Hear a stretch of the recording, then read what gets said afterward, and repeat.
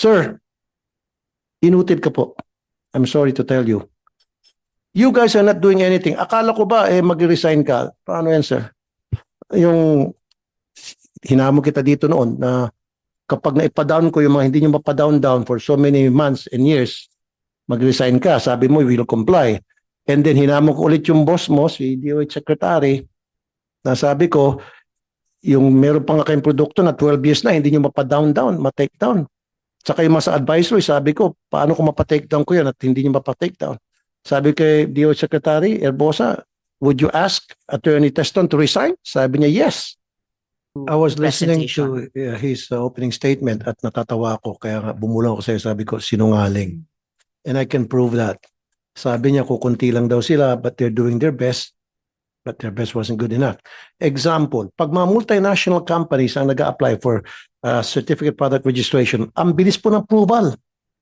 Pero pag yung mga regular mid-size o maliliit na pharmaceutical companies, ang tagal inaabot ng taon hanggang sa magsasawa na lang po yung nag-a-apply. And I have proof for that. Meron example ko sa iyo, Attorney Teston. Yung strike na mosquito killer. For so many years, tuloy-tuloy lang yung approval niya sa renewal. And then comes 2018 ata yun if I'm not mistaken. Kasi sila yung produkto na water-based. Kaya kahit na kumakain ka, mag-spray yan, hindi ka malalason. Unlike dun sa isang competitive na kompetensya na produkto. So mag-renew siya, 2018, ayaw na i-renew. Ang dami na pasikot-sikot, samantalang wala namang dinagdag na formulation or binagong formulation. Why? Pumasok kasi yung kakompetensya produkto, yung Baygon, na kaparehong formulation na water-based, kinancel sila, inapruban yung sa Baygon. Ganon silang magtrabaho. At itong kumpanya ito, maliit na company lang. Pag maliit na company, hindi nyo inaaprubahan, iniipit nyo. Pag malaking pharmaceutical company, yung multinational, approve kayo na approve. Why? Because may mga lagay. Ganon kayo eh. Pagkatapos, kitaan kita, sabi mo ilang kayo? 800. Ito, pakita ko sa'yo. Tamad kayo eh. Look at this. These are Chinese products na nabibili sa Binondo. Na sinabi nyo, warning, masama sa kalusugan. Huwag tangkilikin. And yet, pinapabayaan nyo na nagkalat to sa Binondo at sa Quiapo. Ayan mga Chinese products. Meron pa dito, may amphetamine pa. Sabi nyo masama sa kalusugan. Bakit yung pinapayagan? Ba't di kayo nag-raid? Di ba meron kayong enforcement group na armed kung kailangan? Di ba? Tapos meron pang biogesic dito na fake. Nasa yung biogesic na fake? Meron din kami nabili fake na biogesic, fake na Neozep,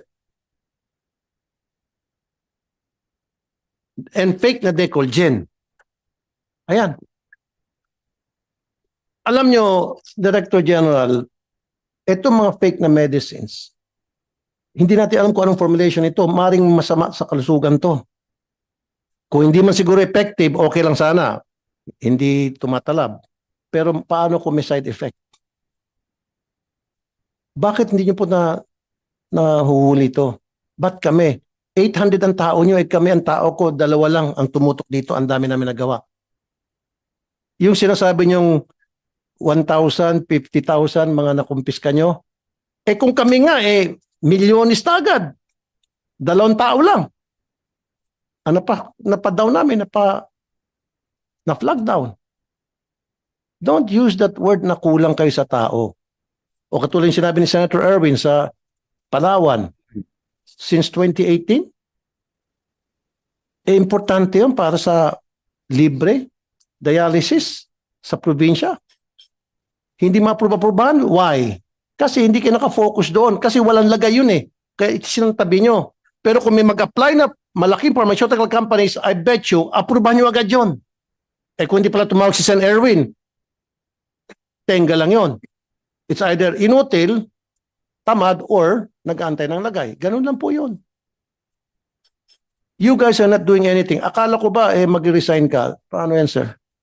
Yung hinamo kita dito noon na kapag naipa-down ko yung mga hindi nyo mapa-down for so many months and years, mag-resign ka. Sabi mo, we will comply.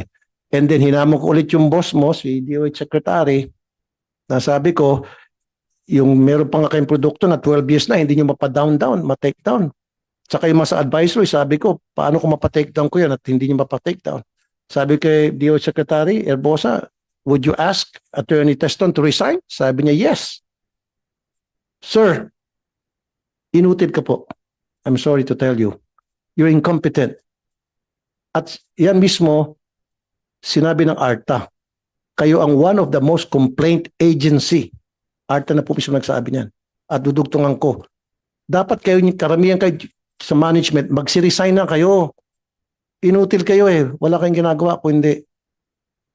Humintay lang siguro ng lagay mula sa mga malalaking pharmaceutical companies. Yung mga hindi naglalagay, sorry kayo, naglalagay, tuloy-tuloy lang, hindi gaya. Na, mabilis lang.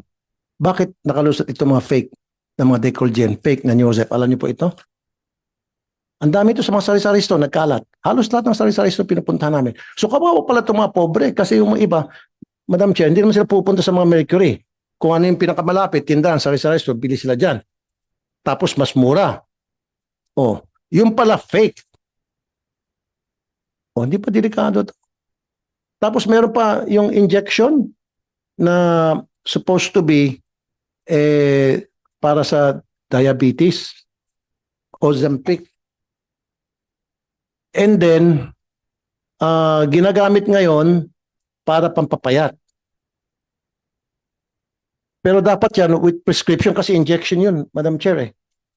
At binibenta sa Shopee. Hindi niyo po nahuli yun. Binibenta sa Lazada. Marami pong mga produkto na they're not supposed to be in the market. Kayo na po mismo nagsabi. And yet pinapayagan nyo. O meron ko isang sample. Ito naman, on the other hand, ito po isang kilalang produkto. In fact, umiinom ako nito eh. Sa US, no problem. Kalat to, approved to. Pero sa atin, hindi approved. Kasi hindi registered daw.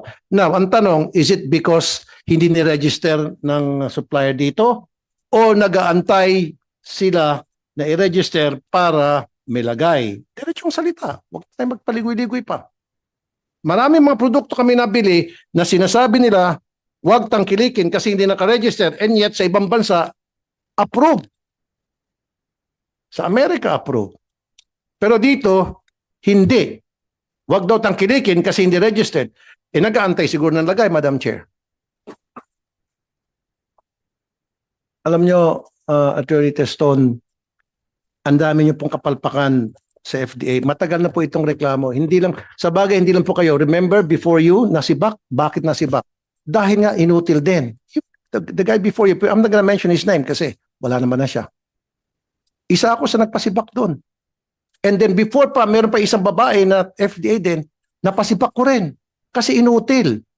So kung hindi nyo kayang trabaho nyo, mag-resign kayo. Your job is to safeguard the well-being, health, and well-being of the consumers, and you're not doing that. Thank you, Madam Chair. Thank you, Senator Raffy. Palagay ko, Attorney Taston, dito sa lahat ng mga produktong pinakita ni Sen. Raffy, merong mga counterfeit, merong ding mga unregistered. So i-channel, I think you will have to answer the issues he has raised and we will raise during this hearing. I-channel natin yung mga tanong in both those directions. Unahin natin dun sa mga counterfeit products. So isang tanong dito, sa website mismo ng FDA, makikita na may ganitong report, no, na sasabihin ko sa inyo, covering the period January 2024 to March 2025.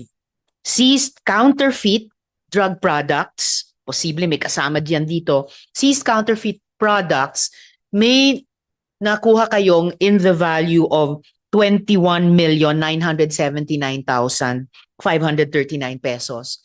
Meron din kayo in that same period na seized unregistered health products, 50,596,932 pesos.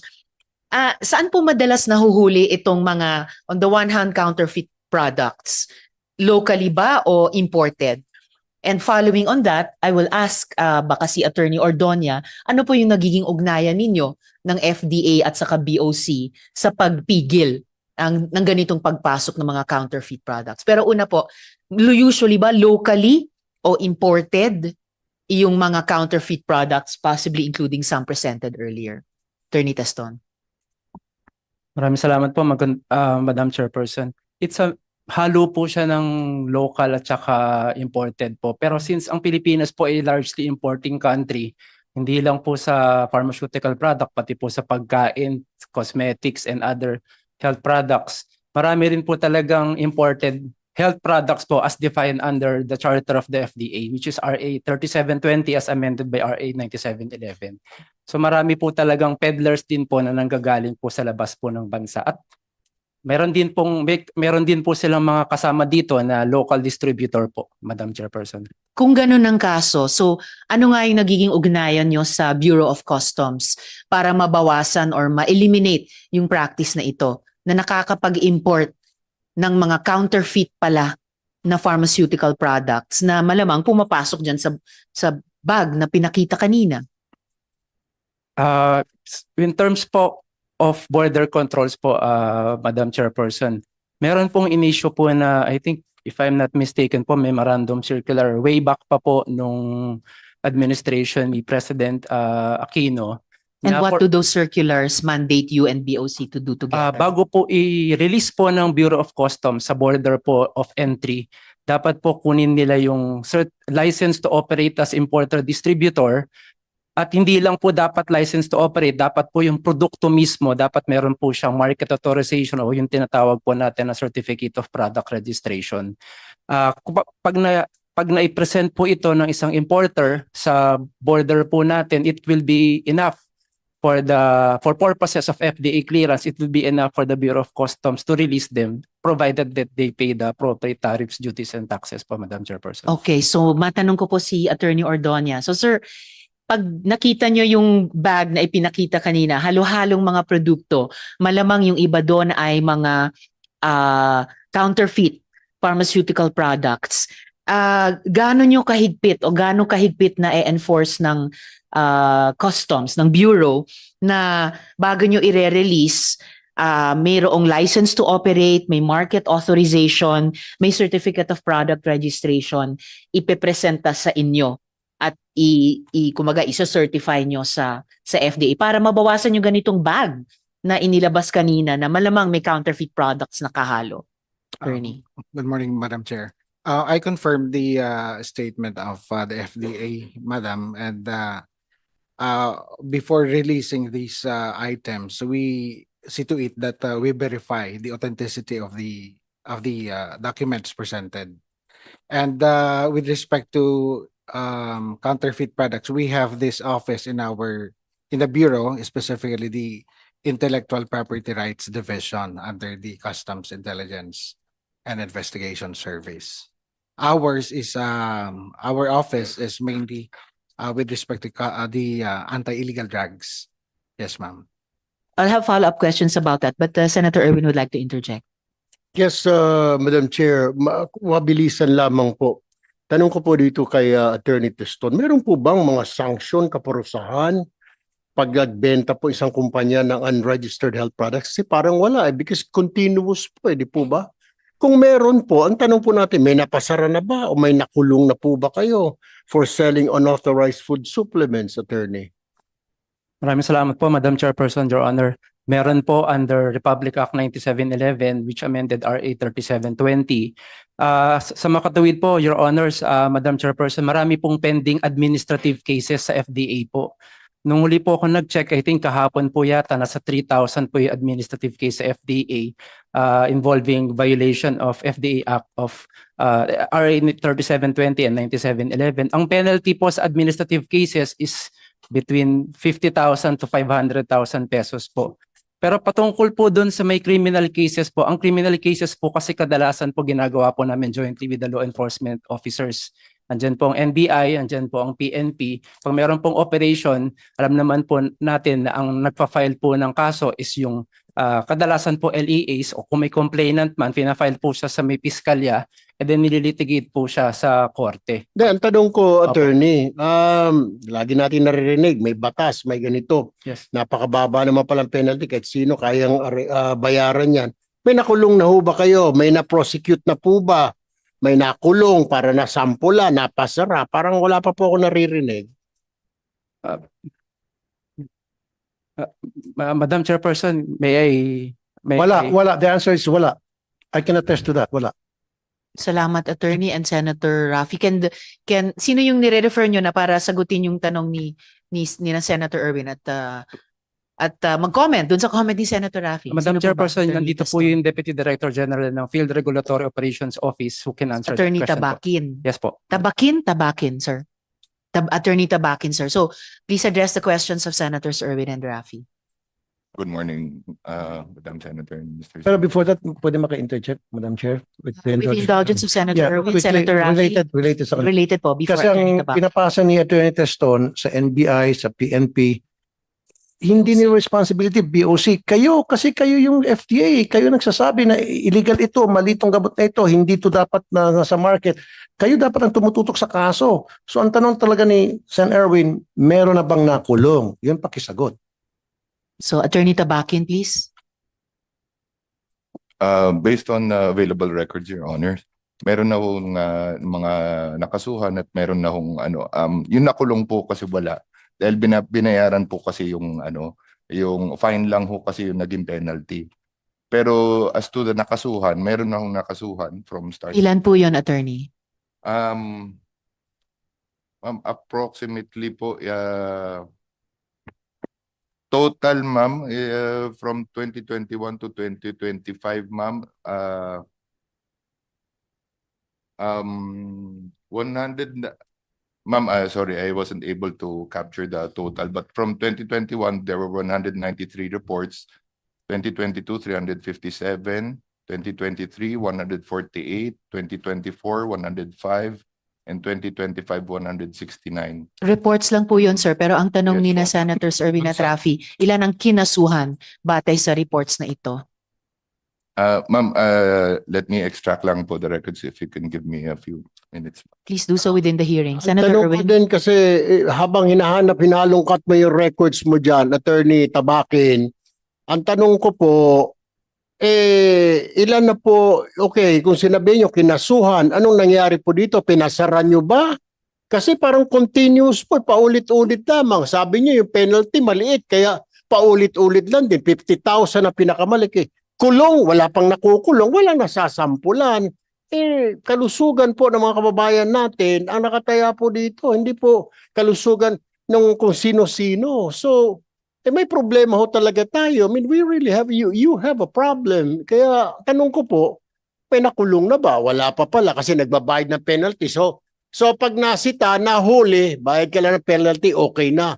Larga ka na naman. Ang tanong ko dyan, pinapasara na ba? Kinakancel nyo na ba yung kanilang mga permit? Yes, Your Honor, we do. Just going back po to the figures po.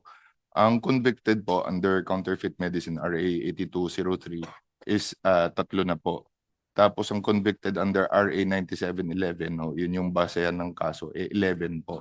Na ganun. Ngayon po, yun, totoo po yun, talagang ho, walang nakulong kasi nga ho, ang penalty na inimpose ng court, fine lang. So nababayaran nila ho yung fine. So hindi ho sila nakukulong. As So to would the you say, operation po, Attorney, area yon for amendment yes, na ma'am. i-propose ng Definitely, komite ma'am. namin? And we welcome, ma'am, the provision on declaration of economic sabotage of certain because po the difficulty po without under the Internet Transactions Act po, while the law kasi provides for extraterritorial application, the reality is we cannot go abroad, you know, to possibly file a case or extradite kasi karamihan ho talaga ng mga produkto, as you can see po dun sa mga description, talaga hong foreign ho foreign made. Tapos yung mga local po na, for example, yun pong sinasabi ni Senator Raffy na pineking mga Unilab products, no, Decolgen, what have you. Based ho kasi dun sa mga intelligence ho namin na kukuha, ano ho kasi siya dinadaya yung mga packaging dito na gano'n. Maliliit lang ho yan. Actually ho, meron ho kaming operation with NBI previously na unfortunately ho, hindi nasunog kasi nakatunog yung may-ari kasi ho, bahay lang. Paano sila nakatunog? Feeling ho namin baka doon yung nagtip po sa amin, baka siya rin ho ang kumbaga nakapag kumbaga nakaramdam yung nagpapatakbo. Kasi yung drum lang to, balde-balde lang. Yung mga vaccine ho kasi napakaliliit ho lang niya. Madam Chair, sorry Senator Raffy, with the quickly, indulgence of Senator. sabi niya kasi, Senator Erwin, sorry. Sabi niya kasi yung mga pinipeke na produkto yun nila, maliit lang yon. O nga, maliit lang kasi bumibili, maliliit na tao, kaya hindi yung pinapansin. Like Decolgen, Biogesic, and Neosep, maliliit na tao. Ang bumibili niya, mahirap na kababayan natin na nagkala sa mga sari-sari store. Halos lahat ng sari-sari, hindi naman siguro lahat, karamihan sa mga sari-sari store, nagkikerry ng Decolgen, Biogesic, Neosep na fake products. At just imagine ano yung tama doon sa kalusugan ng mga tao na nakakainom niya. Hindi natin alam kung ano yung formulation noon. Di ba? You're not doing your job. Siya nga pala, mabilis na. Attorney Teston, wala ka bang balak mag-resign? Attorney Teston. Madam Chairperson, Your Honor, I serve at the pleasure of the people acting through the President. Since I assumed office, I devoted my time and effort to this agency to improve. And personally, I think I've expanded the human resource of the FDA and made some advancement. But respectfully, I respect the opinion of Senator Tulfo about me running the agency. I serve at the pleasure, again, I serve at the pleasure of the people acting through the President. And if there's someone better than me to head the agency, I'll gladly yield the post to that better person, Madam Chairperson. But for now, while I'm still here, since resignation is a voluntary act, I will continue exercising my functions as Director General. At any rate, Madam Chairperson, Your Honors, like any other national government agency heads, I likewise tendered, Your Honor, my resignation as early as June 2025, with due respect to the Office of the President's directive for everybody, particularly the heads of national government agencies. While I'm still here, I'll continue exercising the mandate of the office. In fact, Madam Chairperson, Your Honor, I've prepared meron na po akong year-end report. Since I assumed office last May of 2025, I'll be furnishing the committee a copy of my year-end report. And kung pwede ko lang po sanang sabihin, patapos na rin po kami, Madam Chairperson, ng 5-year development plan ng Food and Drug Administration. And we will be submitting it to the Honorable Committee of Health and Demography. Abangan po namin yon, Attorney Teston. And mabuti naman na nag-respond kayo dun sa... Kasi hindi po...